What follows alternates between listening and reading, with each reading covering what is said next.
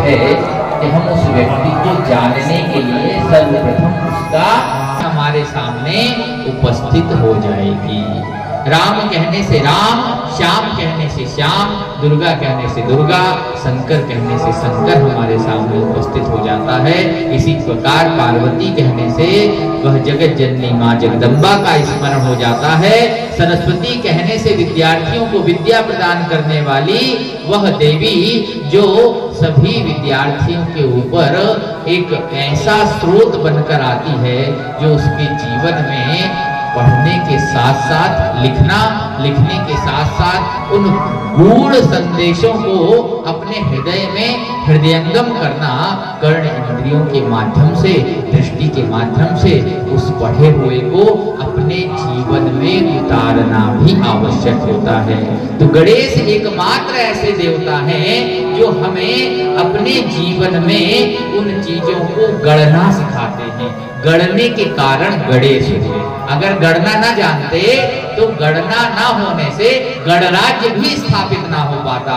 यह भारत वास्तव में एक गणराज्य है। प्रथम गणाधीश की, गणनायक की उपासना करता है। यह हमारा भारत है। इस भारत की सर्वप्रथम विशेषता तो यह है कि यहाँ सर्वप्रथम हमारे आचार्यों ने अपने ज्ञान को लिपिबद्ध किया।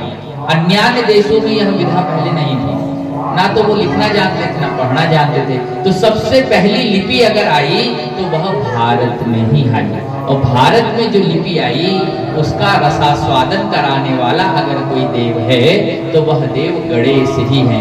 आप जो यह गणेश पुराण श्रवण कर रहे हैं, आप जो भागवत पुराण कभी श्रवण करते हैं, आप कभी शिव पुराण श्रवण करते हैं, तो ये सारे के सारे पुराण जो है वह व्यास जी ने गणेश जी को बैठाकर जो उपदेश दिया वह गणेश जी ने लिखा। गणेश जी के अलावा कोई और शक्ति ऐसी नहीं थी जो इसे लिख सके, क्योंकि कालांतर में धीरे धीरे काल जो है वह आगे बढ़ता चला जाता है। और जैसे जैसे काल आगे बढ़ता है वैसे वैसे जीवन की रश्मियों को समझना और उनमें जीवन को जीना, उसमें आनंद को प्राप्त करना, हमारा जीवन विघ्नों से रहित हो, हमारे जीवन में संकट ना हो, तो ऐसे संकट रहित जीवन के लिए भगवान गणेश का संकटी व्रत जो है वह सभी प्रकार के जीवों के लिए आनंददायक होता है। जैसा कि कल राधा अष्टमी थी तो राधा जी ने भी सर्वप्रथम गणेश का वंदन किया, पार्वती से पूछकर किया। और यह बात बहुत बिरले लोग जानते हैं, बहुत कम लोग जानते हैं कि गणेश कोई और नहीं, वास्तव में भगवान परब्रह्म परमात्मा योगेश्वर कृष्ण ही श्री गणेश के रूप में प्रकट हुए। और गणेश ही जब राधा की पुकार को सुनते हैं, पुण्य व्रत के माध्यम से सुनते हैं, तब जाकर वह गणेश स्वयं अपने मूल रूप में अर्थात कृष्ण के समान प्रकट होकर उनके जीवन में आनंद की वर्षा करते हैं। जिस प्रकार से नट नागर हमारे भगवान लीला करते हैं, कृष्ण लीला करते हैं, राम लीला करते हैं, इसी तरह विनायक की, इसी प्रकार गणेश भी महोत्कट के जीवन की अनेकानेक लीलाएं हैं। हरि अनंत, हरि कथा अनंता। तो हरि के साथ साथ हरि के जो इष्ट हैं, जो गणेश हैं, उनकी भी ना जाने कितनी लीलाएं हैं। तब लोगों ने पूछा कि आखिर व्यास जी जो हैं जब खुद पढ़ना जानते थे तो खुद क्यों नहीं लिख लिए, क्या उनको लिखना नहीं आता था? तो बात यह है कि व्यास जी भी एक बार भगवान श्री हरि की माया से भगवान गणेश का स्मरण करना भूल गए। अब जब भूल गए तो उसके लिए कोई उपाय नहीं। लोग कहते हैं भाई हम बहुत सा काम करना भूल जाते हैं, कभी कोई व्यक्ति चश्मा लगाना भूल जाता है, भूल जाता नहीं भूल जाता, कभी कोई व्यक्ति जो है हो सकता है शायद कंघी करना भूल जाए। तो जब आप भूल जाते हैं किसी चीज को तो उस चीज का स्मरण आपको कौन दिलाता है? तो यह गणेश ही हैं, गणेश भगवान ही हैं जो हमें याद दिलाते हैं। और याद करते करते जीवन में दया का प्रवेश हो जाता है। जब हमारे जीवन में दया आती है तो हमें भगवान का शुक्रिया अदा करना चाहिए।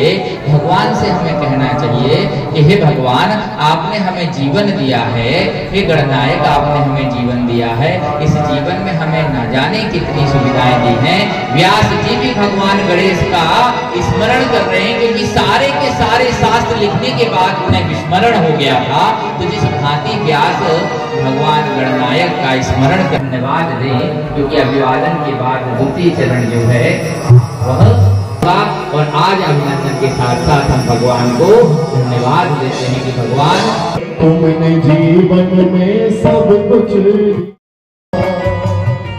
शुक्रिया शुक्रिया शुक्रिया, तुमने जीवन में सब कुछ दिया। ओ गणपति तेरा शुक्रिया,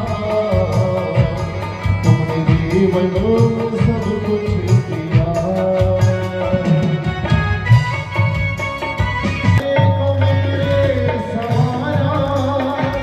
आई मुश्किल दुनिया सहारा, तो भाग्य को मेरे सवारा। आई मुश्किल दुनिया